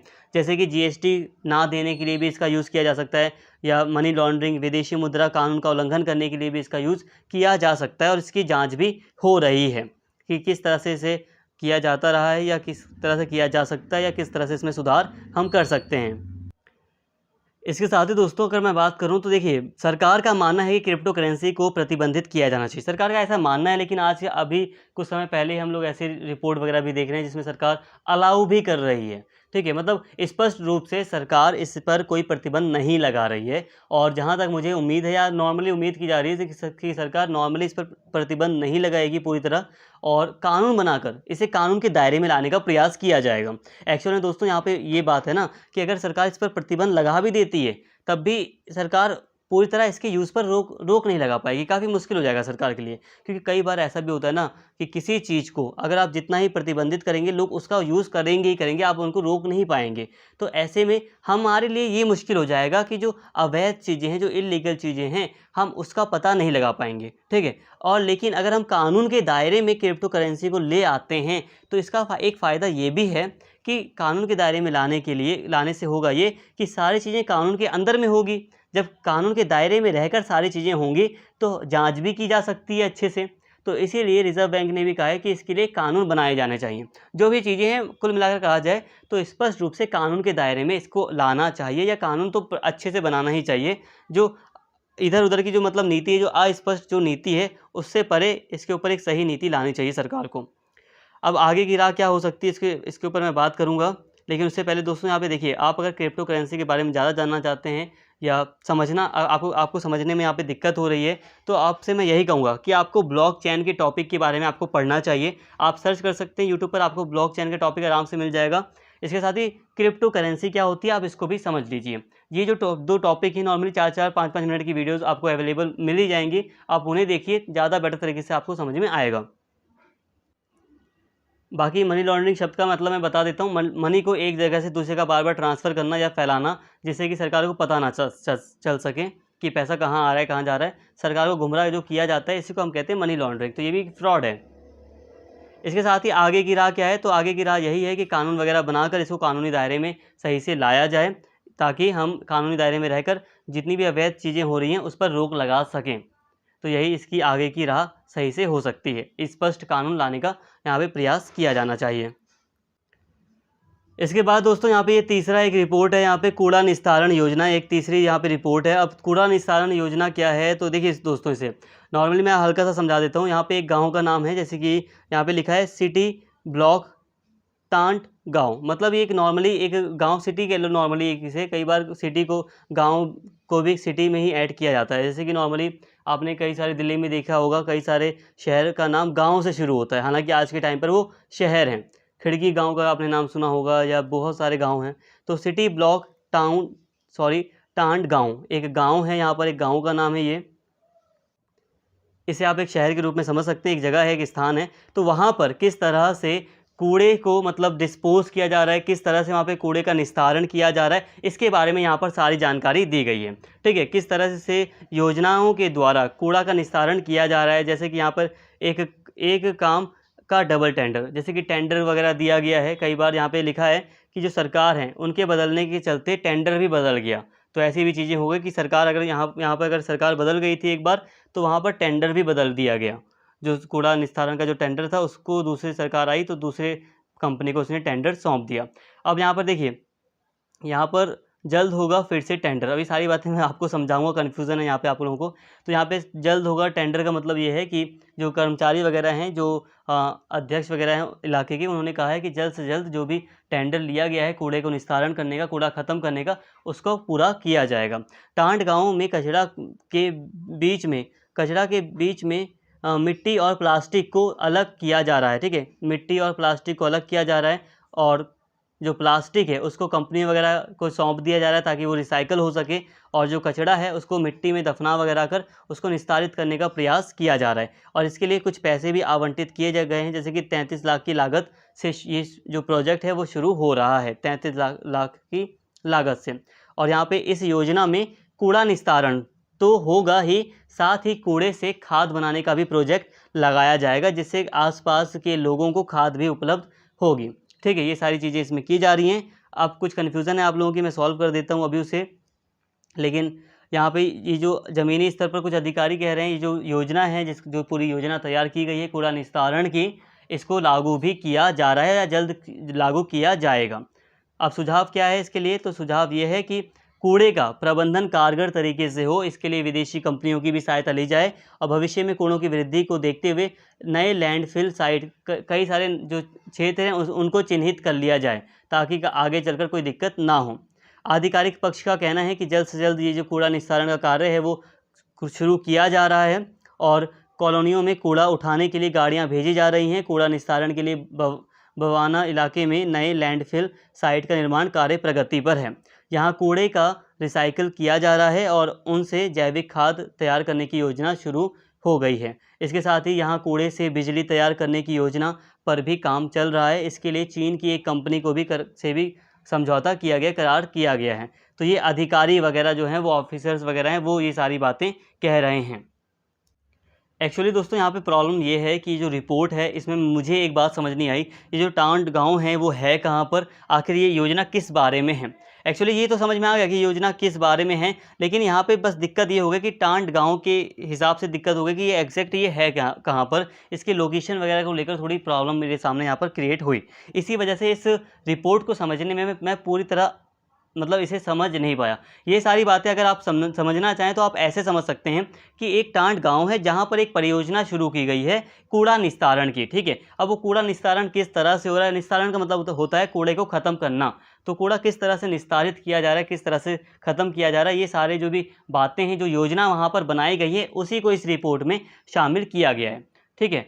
तो यहाँ पर यही वाली बात है कि देखिए, एक सिटी ब्लॉक, एक टांड गाँव, एक सिटी कह लो, एक नगर है, यहाँ पर ये सारी चीज़ें की जा रही हैं कि कूड़ा जो है उससे खाद बनाने का प्रयास किया जा रहा है, प्लास्टिक को अलग किया जा रहा है, प्लास्टिक को रिसाइकिल के लिए भी दिया जा रहा है, और जो मतलब ऐसा कूड़ा है जो डिकम्पोज हो सकता है, जो मतलब मिट्टी में मिल सकता है, जो ख़त्म हो सकता है, उसको वहाँ पर दफनाया भी जा रहा है, उसको ख़त्म करने का प्रयास किया जा रहा है। ऐसे में कई सारे 33 लाख का जो मतलब रुपए भी आवंटित किए गए हैं इसके लिए, और टेंडर वगैरह की बातें की गई हैं, और जो अधिकारी हैं वो जल्द ही से जल्द बात कर रहे हैं यहाँ पर कि ये जो परियोजना है वो शुरू हो रही है, और साथ में ही इससे हम बिजली वगैरह भी बनाने का प्रयास कर रहे हैं कूड़े से, और खाद वगैरह बनाने का भी प्रयास कर रहे हैं। तो ये सारी बातें इस रिपोर्ट में कही गई हैं। हालांकि मैं इसे पूरी तरह समझ नहीं पाया, इसलिए मुझे कई सारी कन्फ्यूज़न क्रिएट हो गई। बट यहाँ तक आपको जितना समझ में आया उतना ठीक है, और इतनी ज़रूरी नहीं कि हर एक रिपोर्ट आपके लिए इंपॉर्टेंट हो। आपने हल्का सा समझ लिया, 2 रिपोर्ट भी आपके लिए काफ़ी हैं, और ऐसा नहीं कि आपको तीनों रिपोर्ट पूछी जाएंगी एग्ज़ाम में। हल्का भी आपको समझ में आ गया तो कोई दिक्कत नहीं। 3 रिपोर्ट हैं, 3 में से 1 को अच्छे से कर लो, 2 को हल्का कर लो नॉर्मली। और उम्मीद करता हूँ आपको यहाँ तक सारी बातें समझ में आई गई होंगी। वीडियो अगर आपको पसंद आई हो तो प्लीज़ चैनल को सब्सक्राइब कर लें। कोई टॉपिक अगर नहीं समझ में आया इसको छोड़कर, तो आप एक काम कर सकते हैं कि वीडियो को एक बार दोबारा देख सकते हैं, या आराम से थोड़ी देर बाद आप एक बार देख लेंगे अगर वीडियो को, तो काफ़ी हद तक सारी बातें आपको अच्छे से क्लियर हो जाएंगी। उम्मीद करता हूँ वीडियो आपको अच्छी लगी होगी, पसंद आई होगी। अगर वीडियो अच्छी लगी हो तो प्लीज़ अपना फीडबैक ज़रूर दें कमेंट करके। वीडियो को लाइक करें, शेयर करें, और अगर आपने चैनल को सब्सक्राइब नहीं किया है तो सब्सक्राइब कर लें। Thank you.